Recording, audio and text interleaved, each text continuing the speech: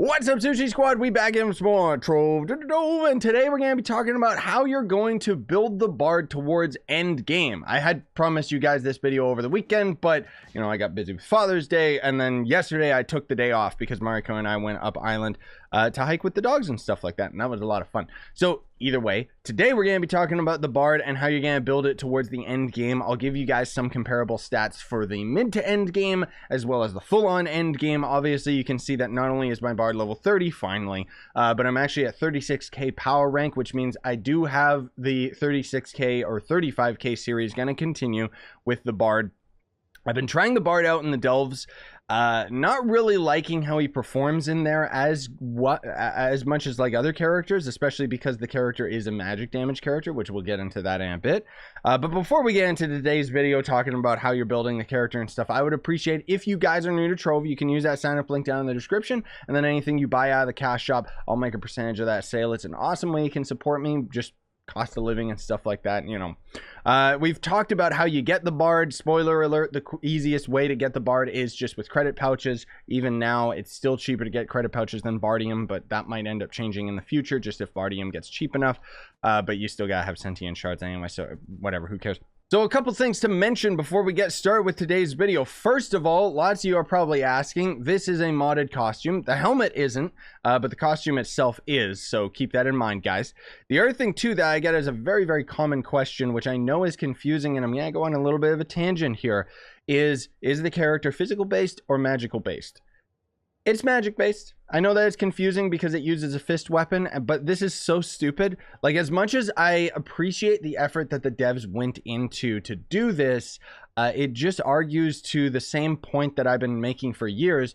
Why do we even have two different damage stats? Just combine them. Make it so that we just have attack damage, just an attack percentage, like just an overall attack damage. Never mind physical or magic damage. It's stupid, it's redundant, it doesn't make any point to the game anymore. Obviously, I think the big reason that they still have it is just because the remnants of the code from a million years ago, but also just because gems themselves are either physical or magic based, which, you know, there's obviously a lot of gem augmenting items that are in the cash shop, and it would be like, oh, well, a player would end up spending less money on gem augmenting if they didn't have to augment as many gems, because a physical gem and a magic set is kind of the mandatory that you have to have at least one of each, whereas if there was just one damage stat, obviously you would only have to level up one set of gems.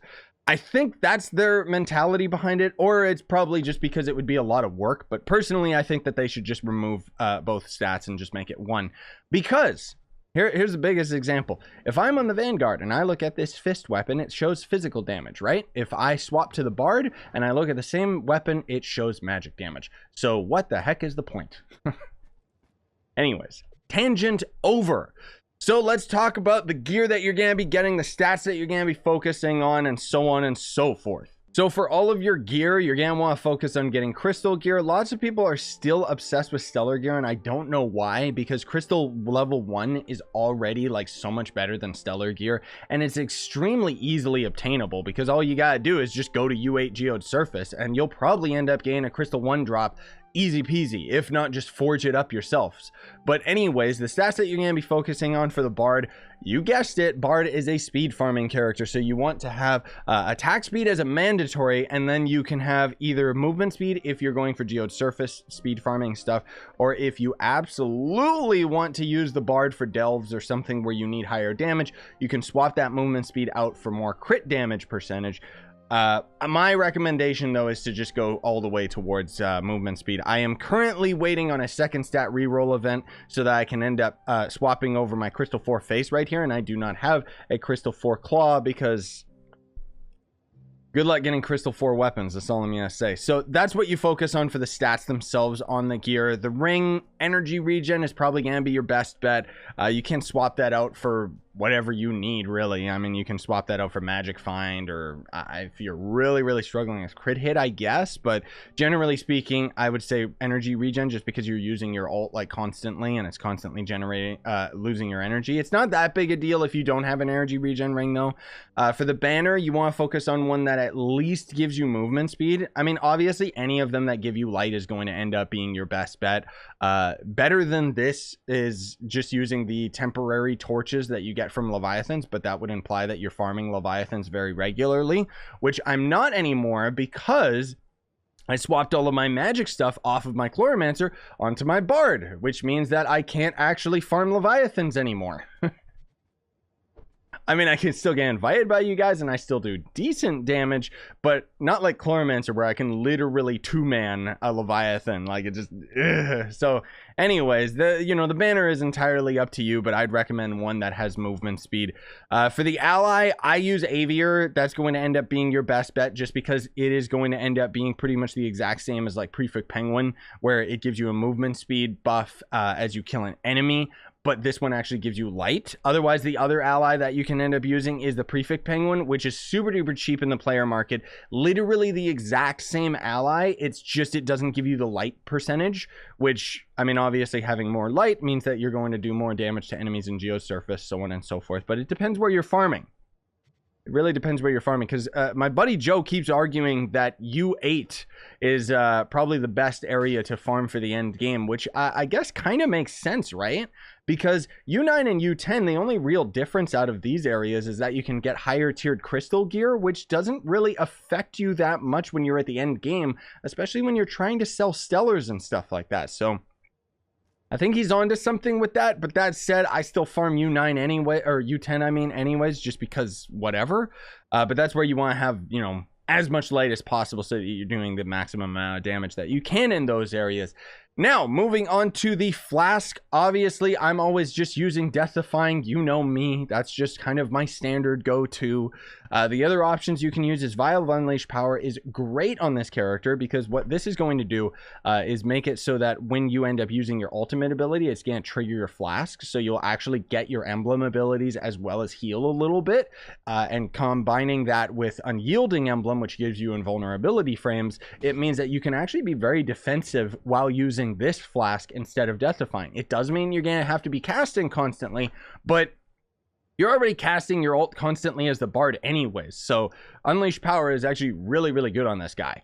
Another one you can always use is Conjurer's Crucible, just because it means if you have high enough Magic Find, you're constantly generating potions as you're going through dungeons. But again, for my best bet, I always just go for Death Defying because it's lazy. You know, you don't gotta worry about anything if you're using Death Defying.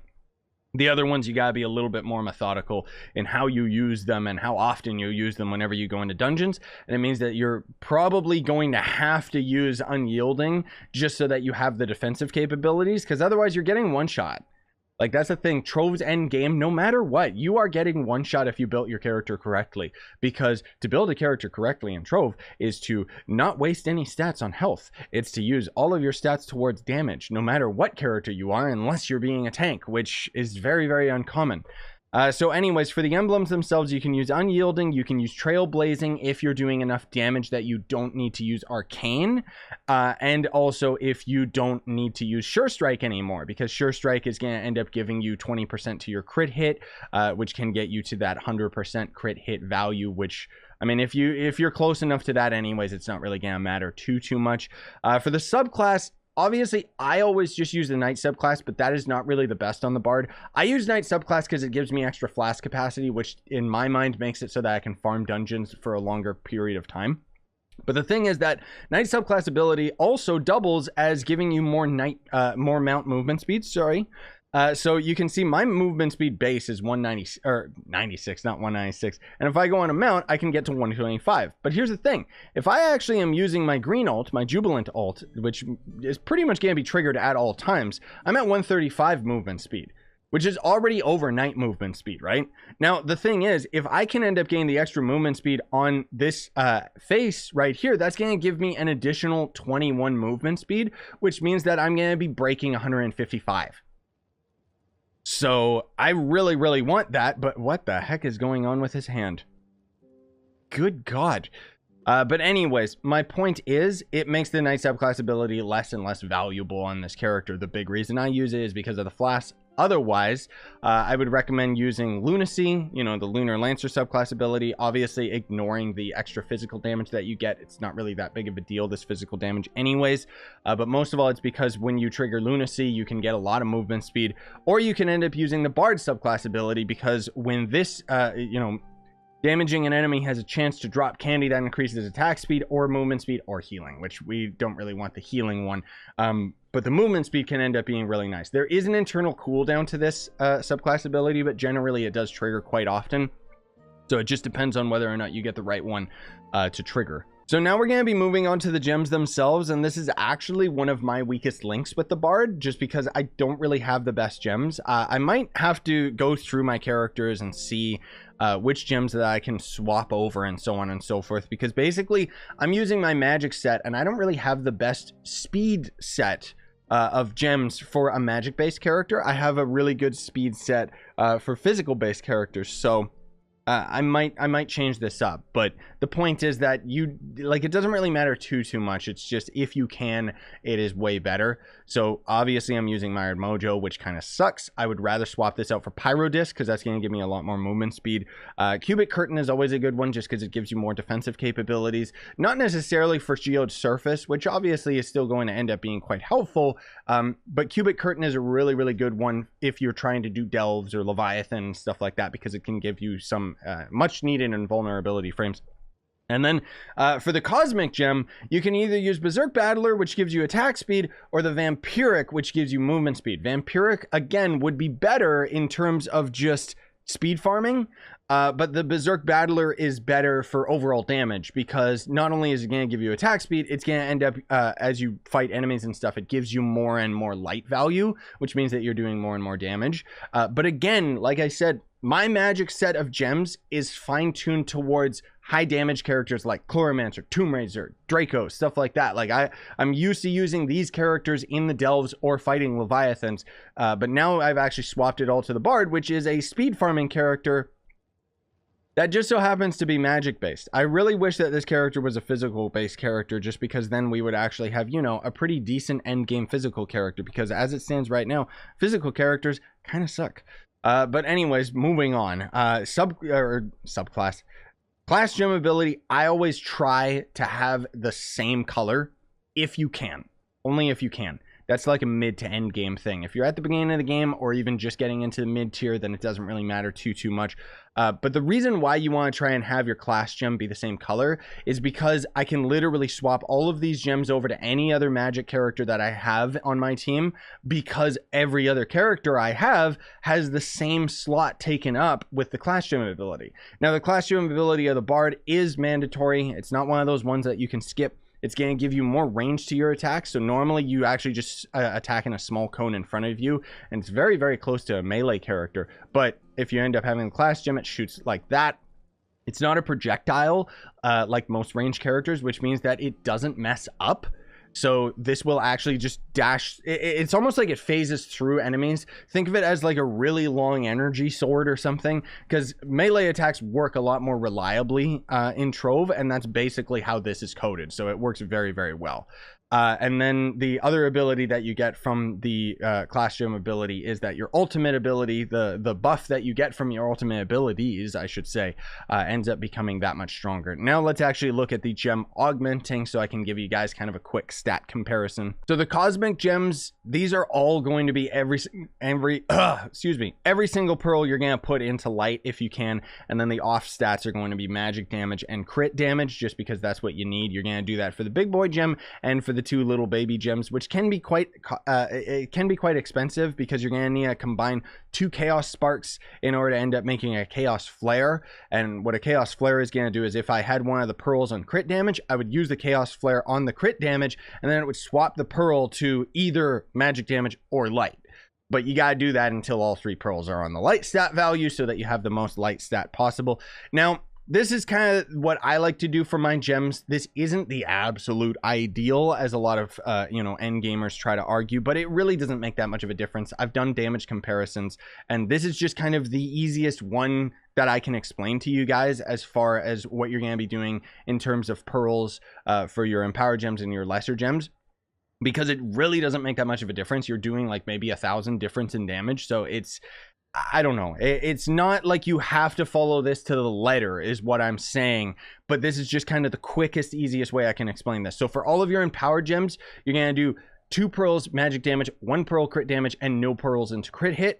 That is the absolute ideal for all of your empower gems. And then for your lesser gems, I like to do a 3x3. So 3 of them are going to be the exact same as the empower gems. So 2 pearls magic, 1 pearl crit, and then no pearl crit hit. And then the other 3 are going to end up being 2 pearls crit damage, 1 pearl magic damage, and no pearls crit hit. Okay. If there's any variance in between there, like I actually have this lesser gem that's got 3 pearls into crit damage, it doesn't matter. It really doesn't make that much of a difference. So you don't have to follow this like absolute ideal. If you end up getting lucky and have the stats roll into something slightly different, okay.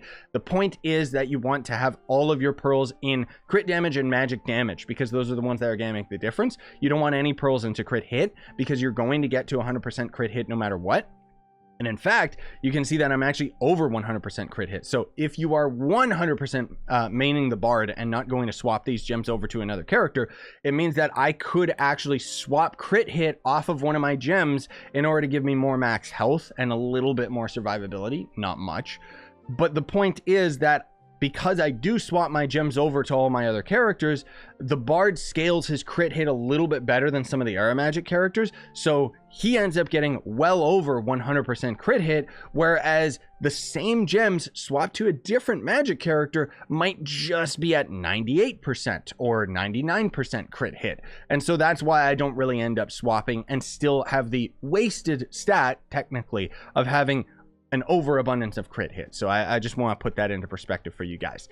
Anyways, that pretty much should end up covering it. Thank you so much for watching. Hope you guys enjoyed. And yeah, good luck with the Bard. It's a fantastically fun class. Absolutely loving it. And we've actually got some pretty good Bard costumes that people are modding out, which I still kind of want to low-key do a video highlighting the top mods that I've seen, because there's a lot of really, really good ones. This Tengu one is one of my favorites. And the only reason I'm not using the modded helmet is because, near as I can tell, the modded helmet isn't in the game files, unless the mod glitched out for me or something. I don't know. Like, I looked and I couldn't find it, because it's supposed to change the Shadow. But you can see if I end up looking at the Shadow, it's literally just the same helmet. Like, it doesn't replace it for some reason. Anyways, you guys don't care. Thanks for watching, though. Smash like, sub for more, buy the merch you want to support the channel, and have a great day. Sayonara, and stay epic, gamers.